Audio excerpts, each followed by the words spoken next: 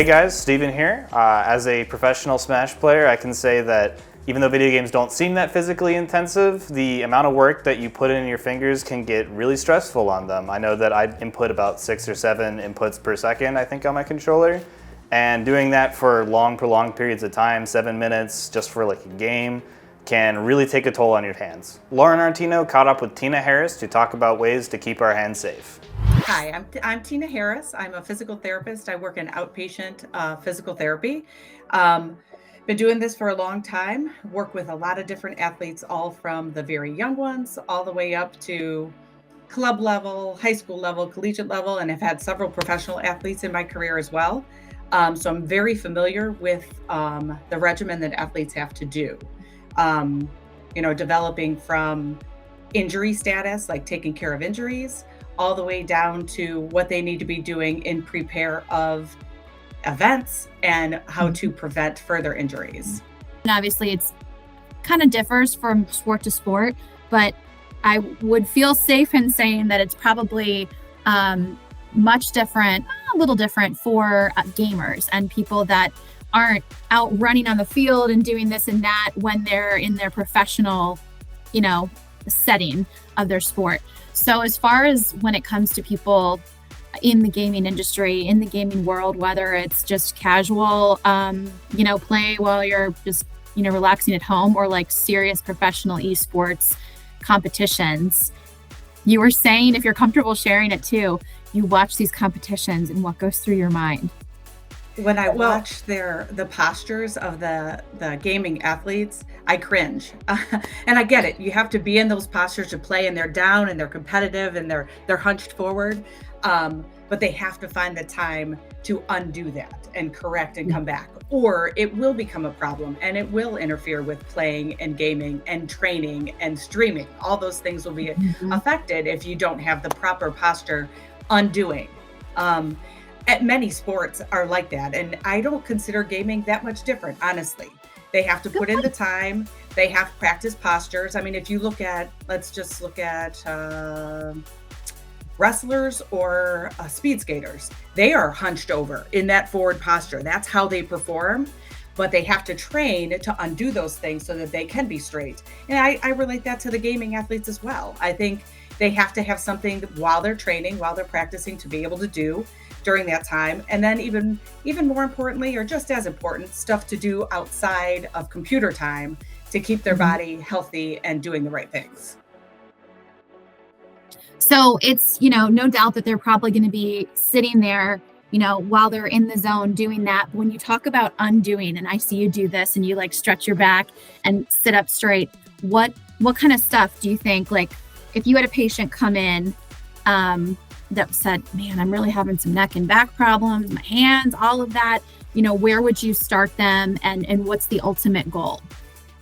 With gaming, I think that there's 2 potential problems. Overuse injuries, which we're dealing with elbow injuries because that controls our fingers and our hands. And then thumb injuries, tendinitis of the thumb. So that's overuse injury side. And that's, again, more tendinitises. There are certain stretches, and I'll give you some suggestions after I give you the second thing. The second thing is then the postural stress syndrome.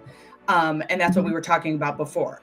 The neck, the mid-back, potentially numbness, tingling into the hands, or when we're sleeping at night, our arms are falling asleep. That has a lot to do with what we're doing during the day and how we're sitting during the day. And so there's another whole group of what you can do in front of the computer to improve that as well. So in regards to like in regards to the tendinitises, there are a couple stretches that I'd be happy to share with you. And you only need to do maybe 3 of them, 2 of them maybe even, during their breaks, during their downtimes, because they may be sitting there for an hour or so playing something, competing, training. And then when they have their downtime, the first one is just having that arm straight out in front of you, dropping that hand and stretching the extensors. Yep. And your elbow needs to be nice and straight. So you're kind of like that. And you hold for like 30 seconds. And you could do 1 on each side, 2 on each side. And then you flip your hand over and you do the opposite direction. So now we're stretching the flexors. We're stretching all the little intricate tendons of the hand and through the I can forearm. feel that. Yeah. Oh, yeah. We all kind of need to do that. If anyone works on a computer ever, this is a good one to Yeah. do. And again, Oh, 30-second hold, a couple on each side. And then in regards to the thumbs, Mm-hmm. there's a tendon here that often gets pretty inflamed with overuse. You flex your thumb into your hand like this, close your fist, and then as your arm is straight, you tilt your hand downward, and you'll feel that stretch. Yeah, you'll feel that stretch right in that area too.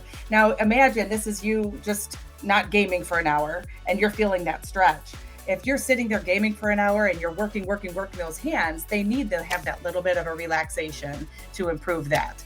So I think those are probably the top 3 to do for hand wrist. Give yourself a little bit of a break. And if you can do it hourly in the amount of time that you're sitting in front of a computer, it's super helpful at preventing injury. Yeah. And then in regards to the neck and the mid-back, again, those postures, we typically see forward head, kind of intensely looking at the screen. Shoulders tend to be forward. The mid-back tends to be rounded forward. Life kind of puts us forward anyways. So sitting all day doesn't help with that. So we need to make sure we do the reverse. So a couple of the things, let's start with the neck, is just doing a chin tuck, which looks super attractive when anyone does it, is bringing that chin back because it creates this little double chin here. So you pull that chin back and then you tilt to the side and then you grab with your opposite hand and you just give it that overpressure. And you should feel a nice stretch coming all the way down your neck, onto your shoulder, sometimes even into the arm, depending on how tight things are. And again, a 30-second hold is perfect. Wow. And then coming back up. And again, you do the same thing to the other side. You chin tuck it first, and then you tilt, and then you bring your hand over and you give it that extra pull. So you have that stretch. I just heard my neck crack. See? Perfect. A little self-manipulation right there. Perfect. Oh, I love that. Yeah, so that'll get the neck. That'll kind of keep the neck loose, especially the chin tuck part, because we tend to be here, kind of working forward. And that does just kind of reverse, helps with disc health in the cervical spine, taking some pressure off those areas. As far as the mid-back, we could get our hands kind of behind our neck here. I can't do it with these headphones very well, but your elbows come forward, and then your elbows press back, and you're just stretching back. Yep. Oh, wow. And then you come back forward, and then you come back.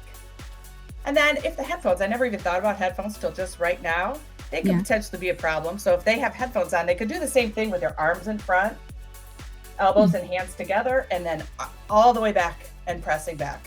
And just stretching that mid-back and then through the chest. Yep. I didn't know I was going to get a nice stretch in this afternoon, but I love it. Absolutely. Killing 2 birds.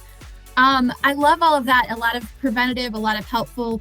What happens if my mind immediately goes to this? They've been gaming for quite some time or just sitting in front of a computer for, like we all do, for quite a long time. What kind of injuries do you see? And what could happen if somebody doesn't really take this seriously and get it looked at, or at least do some, daily stretches and things that could help?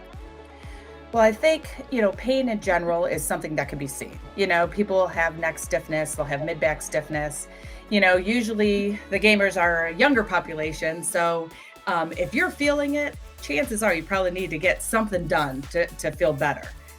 Myself, if I'm sitting in front of a computer, I'll probably feel a lot quicker. I'm a little stiffer, a little older, but it doesn't stop me from doing those same things.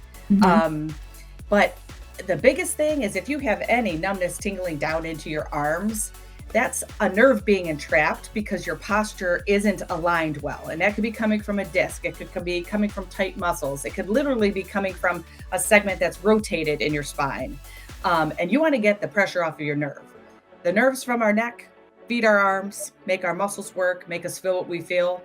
If we don't have that reaction time through our hands because the muscles aren't working right and we don't have proper sensation in our hands, it's definitely going to affect the game without question. So I think if you see those things, that might be the time to, reach out to somebody and get a physical therapist and get some help from somebody. It might be a matter of a visit or 2. And then here's your program. Make sure you keep doing it so that this doesn't happen again. I love that.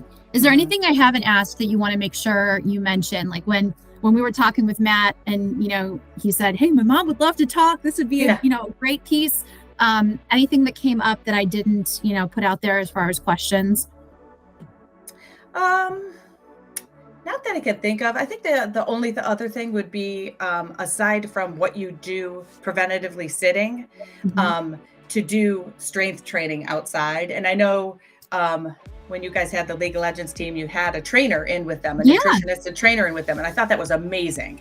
I think the prep prior to an event is super important.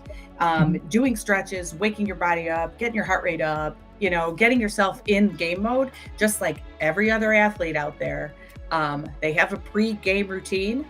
And I think gamers should be no different. So I hope they're out there and I hope they're doing some pre-game routines, and working on postural strength.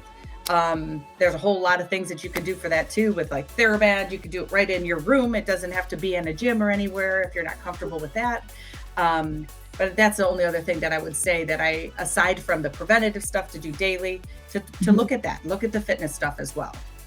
I love it. That's so helpful. Tina, thank you so much. And Sure. especially for, as whether somebody is just, gaming to have fun and just, in their spare time, or if this is a serious career and it's a money making career, it very well can be if you're really good. That's the last thing you want to stop you from is a season ending or a, series ending injury.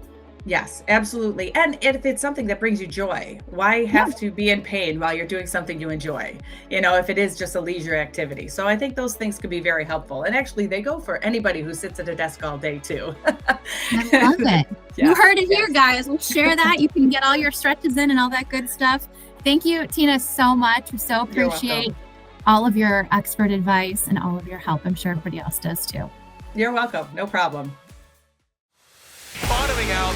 Yep. As is. And that go will get it. Able to flick it hide. And here's Wave. And they are going to punch their ticket in.